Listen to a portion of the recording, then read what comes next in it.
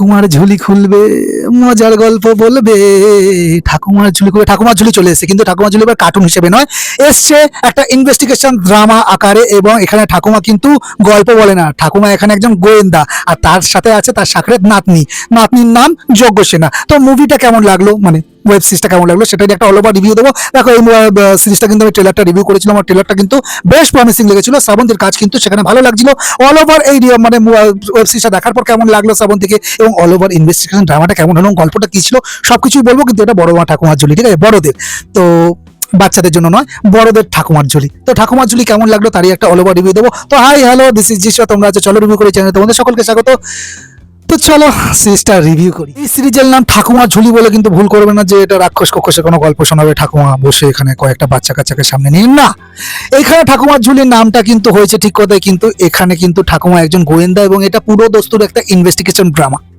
আচ্ছা, এই সিরিজের মুখ্য চরিত্রে আছে গিরিজা বাল্লা সান্যাল, যেটা প্লে করছে শ্রাবন্তী, এবং তার সাথে আছে তার নাতনি সাকরেত বলতে পারো, সেটা হলো এখানে যজ্ঞ সেনী, যেই রোলটা প্লে করছে দিব্যানী মণ্ডল। আচ্ছা, এই যে দুজন মানে দিদিমা এবং নাতনি, এনারা দুজন বিদেশে থাকতেন, বিদেশ থেকে তারা এসেছে একটা বিয়ে বাড়ি অ্যাটেন্ড করতে, এবং বিয়ের অনুষ্ঠানে হঠাৎ করে একটা খুন হয়ে যায়, এবং এরপরে এই খুনের রহস্যে কিন্তু এরা দুজন জড়িয়ে পড়ে, এবং ঠাকুমা এবং দিদিমা এবং নাতনি মিলে কিন্তু শুরু করে আসল অপরাধীর খোঁজ, যে কে মার্ডারটা করেছে। তো এখান থেকে শুরু হচ্ছে মার্ডার মিস্ট্রি, এবং এখান থেকে শুরু হচ্ছে ইনভেস্টিগেশন ড্রামা। তো গোটা ইনভেস্টিগেশন ড্রামা এবং মার্ডার মিস্ট্রিটা কেমন হলো তারই একটা অল ওভার এবার রিভিউ তোমাদের হয়েছে বলবো। গ্ল্যামারাস ইমেজকে পুরোপুরি ঝেড়ে ফেলে তিনি এখানে একজন মধ্যবয়স্কা বিধবা, ধীর স্থির চলনে বলনে সব জায়গায় কিন্তু তাকে বয়স্ক ছাপ হিসেবে কিন্তু স্পষ্ট।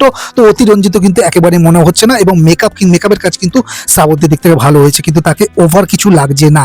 তো বোঝা যাচ্ছে এবং মনে হচ্ছে যে হ্যাঁ উনি মধ্যবয়স্ক। তো চরিত্রে কিন্তু খুব ভালো ফুটে উঠেছে তার শ্রাবন্তীর লুকটা। আচ্ছা, শ্রাবন্তীর যে কথা বলার ধরন, চলন বলন, সেগুলোর মধ্যেও কিন্তু একটা আলাদা একটা ব্যাপার এনেছে শ্রাবন্তী। তো যেখান থেকে ঠাকুমা তো তাকে দেখো, ঠাকুমার ঝুলি এই নামটা পুরনো হলো, গল্পটা কিন্তু একদম আজকের মডার্ন জামানার, ঠিক আছে।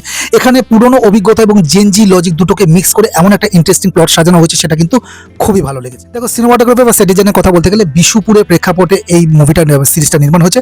এখানে একটা রাজবাড়ি দেখানো হয়েছে, রাজবাড়ির অলিগলি এবং একটা থমথমে একটা ব্যাপার কিছু কিছু জায়গায় রাখা হয়েছে, এবং রহস্যময় পরিবেশ কিন্তু খুব সুন্দরভাবেই রেখেছে। তো ভিজুয়ালি কিন্তু বেশ এই মুভিটা গ্রিটি আছে এবং রিচ তো অবশ্যই। তো হয়েছে যে আর 5টা যে সিরিজ হয় তার থেকে কিন্তু ভিজুয়ালি এই সিরিজটা কিন্তু খুব রিচ লেগেছে। এখানে পার্শ্ব চরিত্রে নাতনির চরিত্রে দিব্যানী, বা পুলিশ অফিসারের চরিত্রে রাহুল অরুণোদয় বন্দ্যোপাধ্যায়ের কাজ কিন্তু মোটামুটি আমার ভালো লেগেছে, এবং আরও পারপার্শ্বিক প্রচুর আর্টিস্ট আছে, তাদের খুব একটা স্পেস দেওয়া হয়নি। তো যাদের স্পেস দেওয়া হয়েছে তাদের কথাই বললাম। অন্যরাও যারা পার্শ্ব চরিত্রে ছোট রোল পেয়েছে, মিডল রোল পেয়েছে, তারাও কিন্তু কাজ ভালো করে দিয়ে গেছে।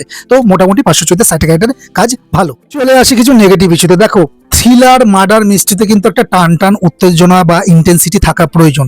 এই সিরিজে কিন্তু সেটারই একটু গড়বড় হয়ে গেছে, বা একটু দুর্বল হয়ে গেছে সেই জায়গাগুলো। কেন হয়ে গেছে?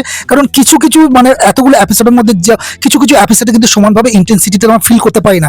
একটা সিরিজে একটা এপিসোডে আমরা ইন্টেন্সিটি ফিল করতে পারছি, পরের এপিসোডে গিয়ে আবার সেটা পড়ে যাচ্ছে। তো এই জার্কিংটা কিন্তু এই সিরিজের মধ্যে কিন্তু ক্রমবর্ধমান ছিল।